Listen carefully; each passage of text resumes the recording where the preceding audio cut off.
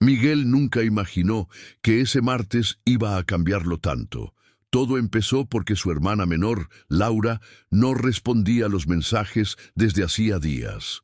Él salía de una reunión cuando recibió una llamada de la dueña del departamento donde vivía Laura, en la colonia Roma. La mujer le explicó que hacía más de una semana que no tenía noticias de su inquilina.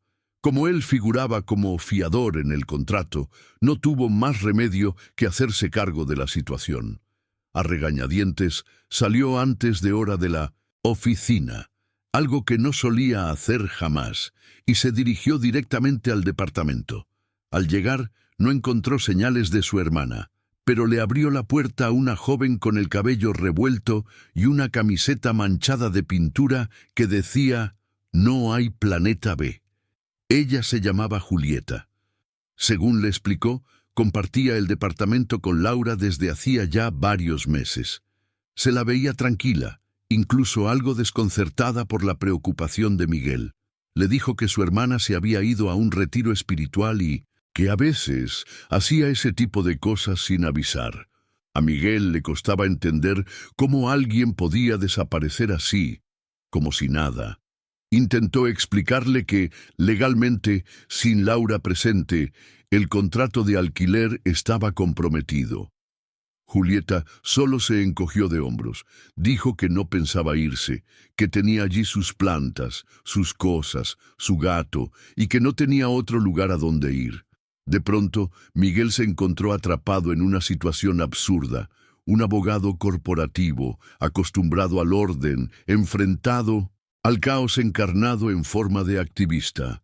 A Julieta no le gustó para nada que Miguel empezara a revisar papeles y a hacer llamadas como si el departamento fuera una extensión de su oficina.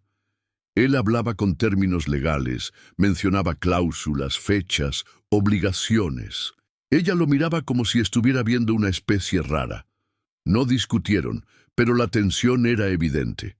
Al final, Miguel decidió quedarse por unas horas, revisar las cosas de su hermana y tratar de entender qué estaba pasando.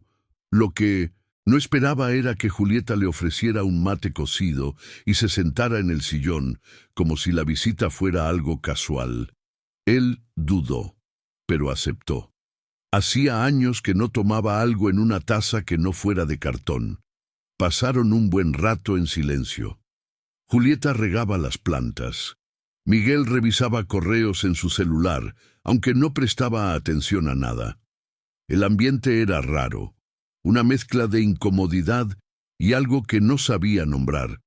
En algún momento, ella puso música bajito, una banda indie que él no conocía, y se puso a pintar en un pedazo de cartón reciclado.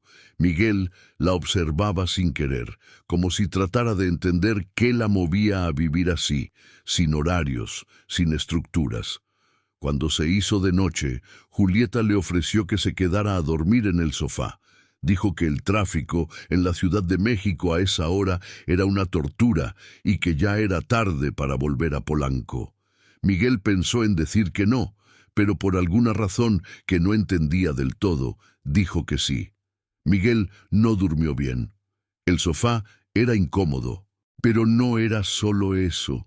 Había algo en ese lugar que lo sacaba completamente de su zona de confort. El desorden, los colores, las plantas colgando del techo, los libros apilados en el suelo, los sonidos de la calle entrando por la ventana abierta. Todo lo desconcertaba. A las 6 de la mañana ya estaba despierto, con la camisa arrugada y sin idea de cómo iba a encarar ese día. Pero cuando fue a la cocina, encontró a Julieta descalza, haciendo café con una calma que casi le pareció ofensiva. Lo saludó como si fueran viejos conocidos, como si nada fuera raro en esa situación, y en ese instante algo dentro de él hizo clic. Pasaron la mañana juntos casi sin planearlo. Miguel intentó llamar a Laura varias veces, pero seguía sin responder. A cada intento fallido, Julieta le decía con una sonrisa tranquila que seguro estaba bien.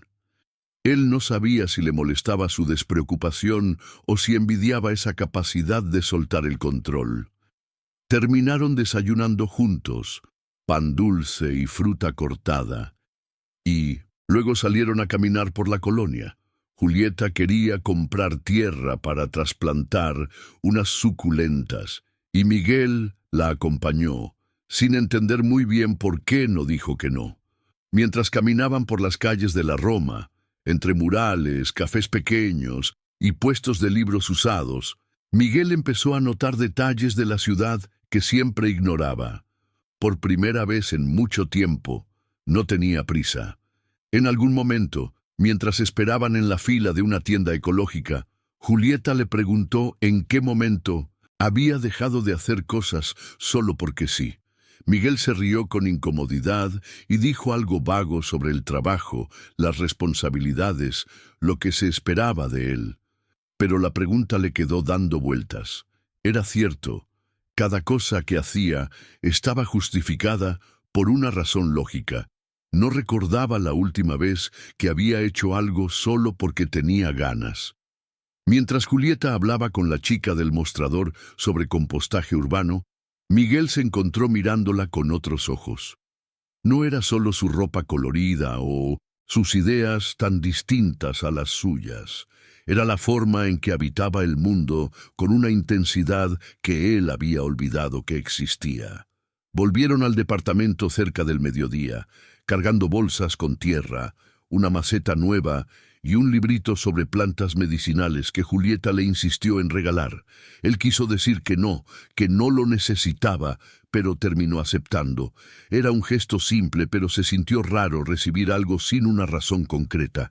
Almorzaron juntos, algo improvisado, arroz con verduras y aguacate.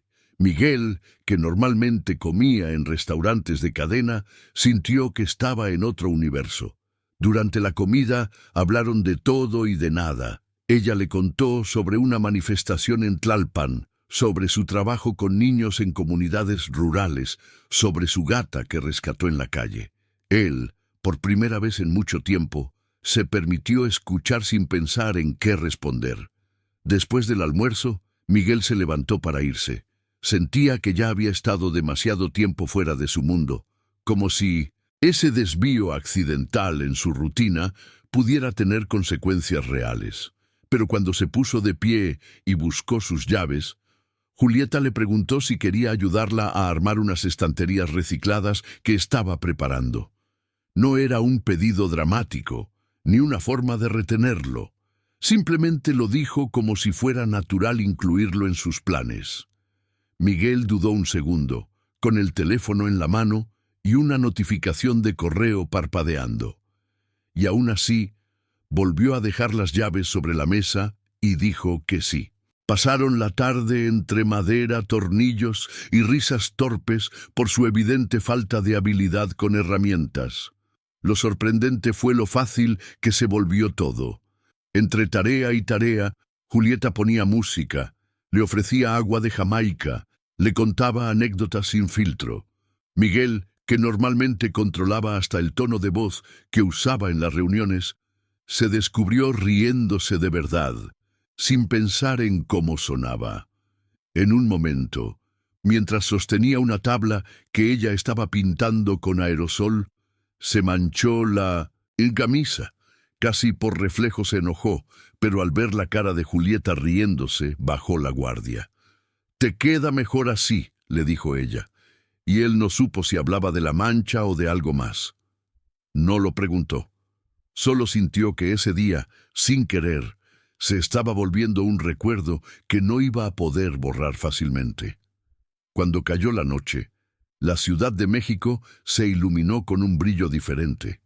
Miguel y Julieta decidieron salir a caminar por la Plaza Garibaldi, un lugar lleno de ruido y vida que Miguel siempre había evitado por ser demasiado caótico. Pero esa noche el bullicio no le molestaba. Al contrario, parecía darle energía. Julieta lo llevaba de la mano con una seguridad que él no tenía. Mientras escuchaban las canciones de los mariachis y veían a la gente bailar en las calles, Miguel sintió que todo lo que había planificado para ese día, todas las obligaciones y preocupaciones, se desvanecían. Era como si la ciudad misma estuviera dándoles permiso para soltarse un poco. En un momento, Julieta se detuvo frente a un mural gigante que mostraba un bosque urbano y le contó cómo ese mural había sido pintado por activistas que luchaban por preservar los pocos espacios verdes de la ciudad. Miguel la escuchó en silencio, con el corazón latiendo más rápido. Nunca se había interesado tanto por esos temas, pero ahora sentía que esa causa tenía un peso real, algo que podía entender. Mientras la miraba, con la luz tenue de los faroles iluminando su rostro, se preguntó cómo algo tan inesperado como un contrato de alquiler podía haberlo llevado a ese lugar, a esa persona, y a un día que parecía demasiado grande para ser verdad. Cuando regresaron al departamento, era tarde y ambos estaban cansados, pero nadie parecía tener ganas de despedirse. Miguel se sentó en el mismo sofá donde había dormido la noche anterior, ahora con la camisa manchada y las manos sucias de pintura. Julieta preparó té y se sentaron en silencio, mirando por la ventana. La ciudad seguía viva allá afuera, pero dentro de 1900, ese pequeño departamento en la colonia Roma, el mundo parecía pausado. No pasó nada extraordinario, pero todo había cambiado. No se besaron, no hicieron promesas, solo se miraron, como si ambos supieran que ese día, que había empezado como una crisis, había terminado como un punto de inflexión que ninguno había buscado.